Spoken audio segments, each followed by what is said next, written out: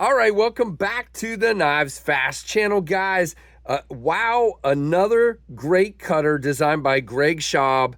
This is the Kansept Baba Yaga, and the question is, does it measure up to one of the most popular Kansept models, also designed by Sparrow Knife Company, Greg Schob? This is the Fenrir. You guys know I love this one. It has stuck around in the collection, and it is a very popular knife, and this is the Baba Yaga, and the question is, how does it measure up? Now, this one is in bronze titanium with a black hollow ground 20 CV blade. As you can see, designed by Greg Schob of Sparrow Knife Company. It is a frame lock with a wonderfully contoured handle and a titanium back spacer. As you can see, the clip is not reversible, but you can see you got a little bit sticking out of the pocket. A great clip, goes in and out of the pocket really well. No issues with that.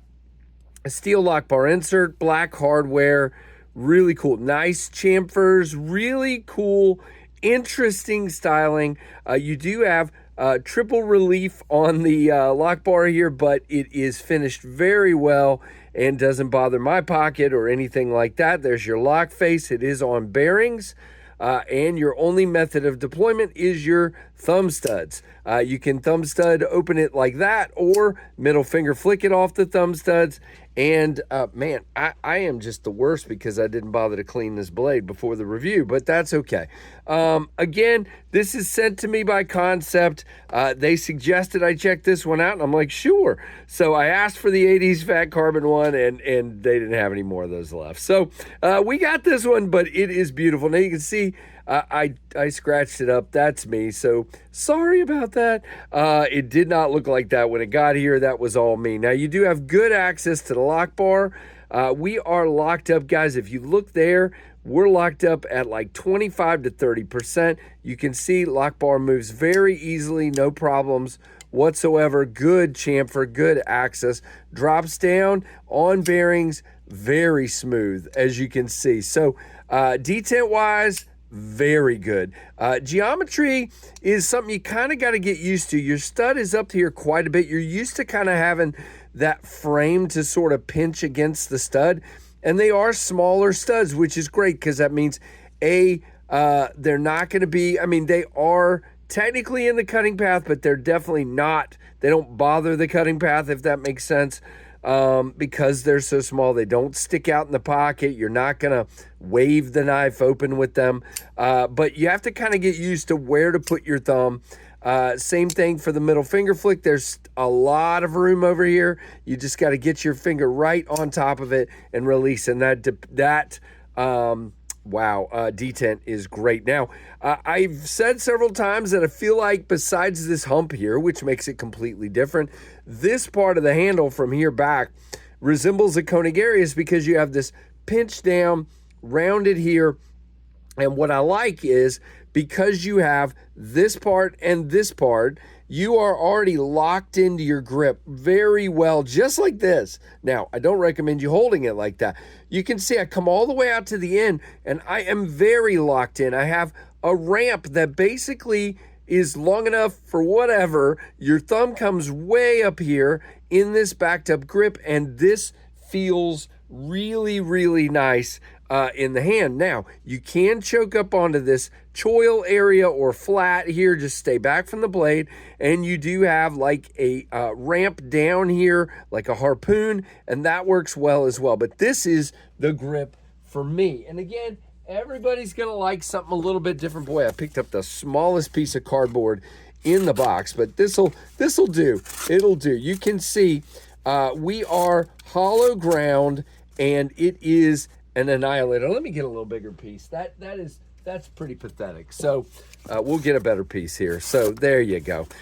You can see this is fun to cut with. That hollow grind is very thin. Let's see how well we can show this. Now you do have almost like a secondary tip right here. You can just, if you want, you can leave that, or you can try to smooth that out. But it's kind of like a Japanese tanto there is what I would call it. It is a reverse tanto. You do have black wash on the blade. You have the Sparrow logo, the Kansept logo, and all your other goodies here.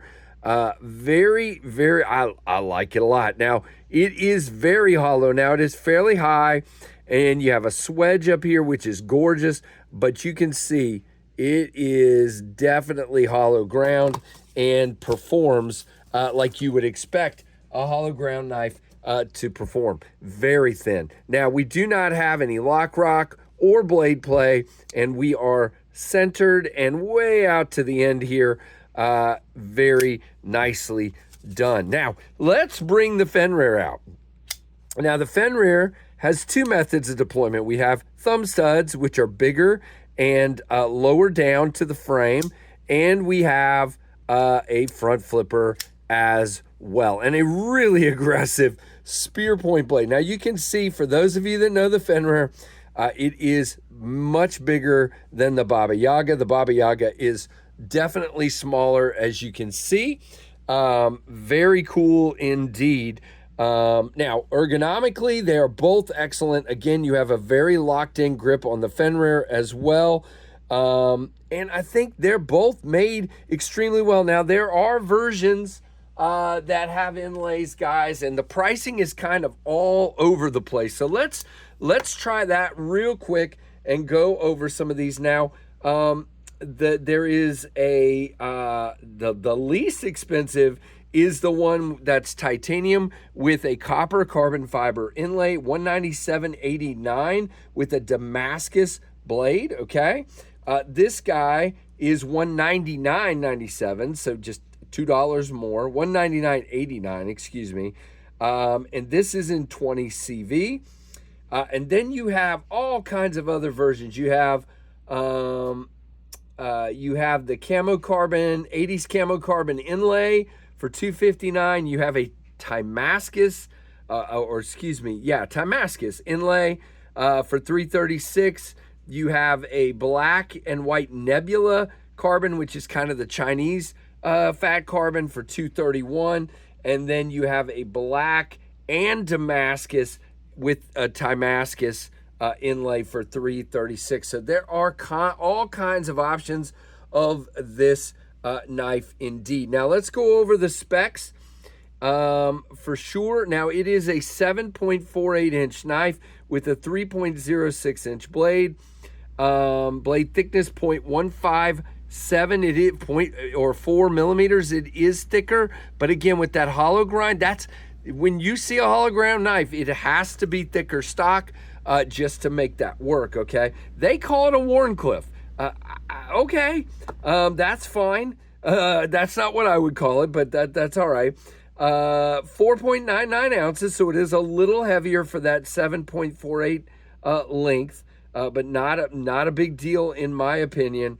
And it is designed by Greg Schob of Sparrow Knife and made by Kansept in China. Now, Kansept, guys, I talk about this all the time. They're going to give you a double tooled pivot here that will be Loctited, and it will have race washers and cage ceramic ball bearings, and they break in like nobody's business. You guys know, not to toot my own horn or anything, you guys know we talk about my Fractus design all the time, and these have broken in so smooth. I just love it very much. And the same thing goes for the upcoming my design, the Kansept Thunderhead. I love the Thunderhead. We're making some changes, and it has already broken in like crazy. So really, really cool. Dig in the Baba Yaga for sure. Indeed. And I'm really glad I got to check this one out. Just feels great in the hand, and just a really unique cutter. And by the way, pinch grip, yes sir, all day with either that secondary tip or the primary tip. You can get that down there into stuff. So really, really cool. All right, guys, let me know what you think of this one down below.